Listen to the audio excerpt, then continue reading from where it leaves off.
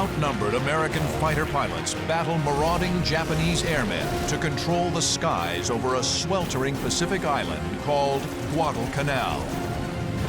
During a grueling 6-month slugfest, their combat in the sky will help decide the course of the Pacific War.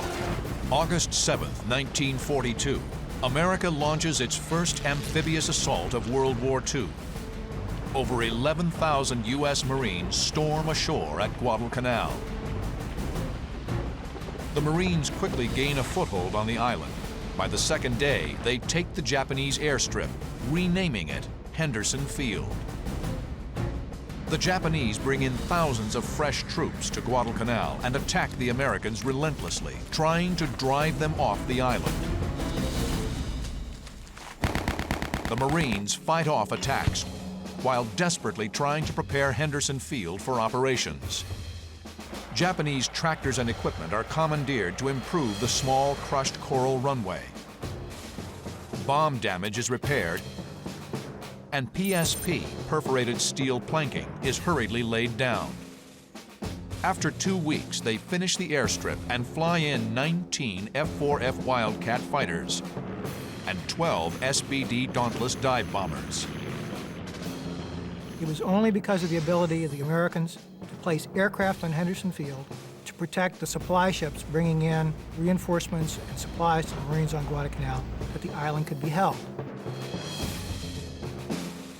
Because the Allied code name for Guadalcanal is Cactus, Henderson Field becomes the home of the tiny Cactus Air Force, at first consisting of just 43 pilots and ground crew.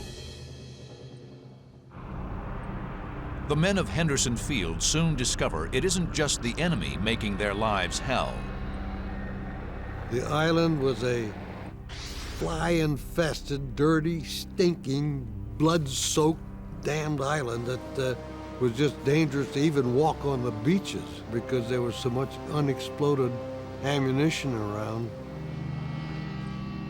The pilots and ground crew live in mud-floored tents. The latrine is a trench with a log seat, and the bathtub is the Lunga River, complete with crocodiles and leeches. The flyers of the Cactus Air Force are outnumbered and short on supplies. Their fighter, the F-4F Wildcat, can't match the agility of the enemy Zero. But a big advantage for the Cactus Air Force is that they are commanded by a born leader in 27-year-old John Smith. Smith's an aggressive dogfighter and skilled tactician.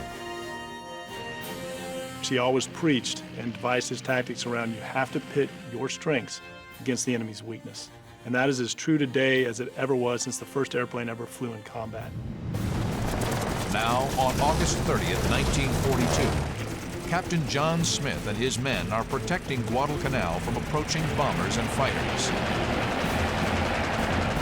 In his 8 days on the island, Smith has already scored 5 kills, making him an ace. Today, he's racked up 1 more. Then he spots another Zero below, breaking from a cloud. The Zero is here. Smith is here, high above him.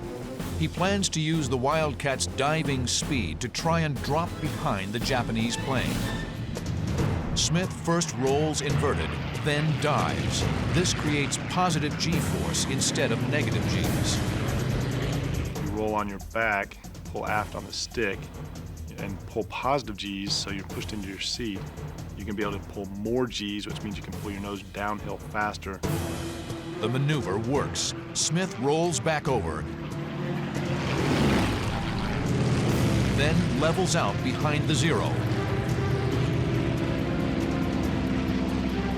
and fires. The Wildcat's 6 .50 caliber guns deliver 200 rounds in a 4-second burst.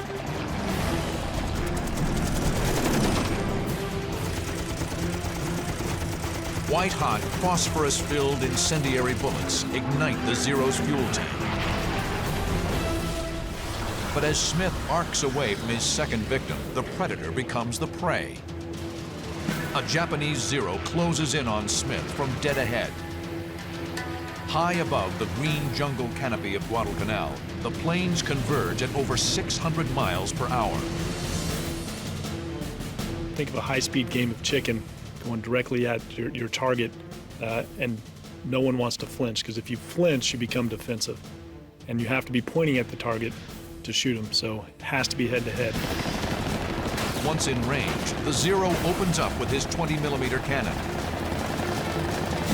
Smith answers with his 50 caliber machine guns. It's basically that slugfest all the way to the merge. Who's going to flinch first, or who's going to blow up first? Both planes are taking hits, but Smith's Wildcat has thicker armor, and he's withstanding the blows. And then the overwhelming firepower of the Navy airplane cut this guy into ribbons. He exploded. And then what Smith did is dump the nose over very hard, very abruptly, and flew underneath the debris field and escaped.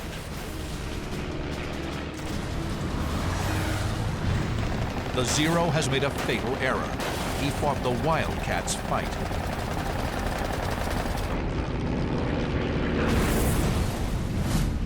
Built by Grumman Aircraft, the Wildcat is first flown in 1937. The rugged plane features cockpit armor and self-sealing fuel tanks. These tanks are coated with layers of rubber that expand and reseal if they're punctured. The Wildcat faces the most famous of all Japanese aircraft, the deadly Mitsubishi A6M3 The lightweight Zero can outturn and outclimb the Wildcat, a lethal advantage in a dogfight. But its thin armor protection and lack of self-sealing fuel tanks means it can't survive a slugging match with the tougher Wildcat.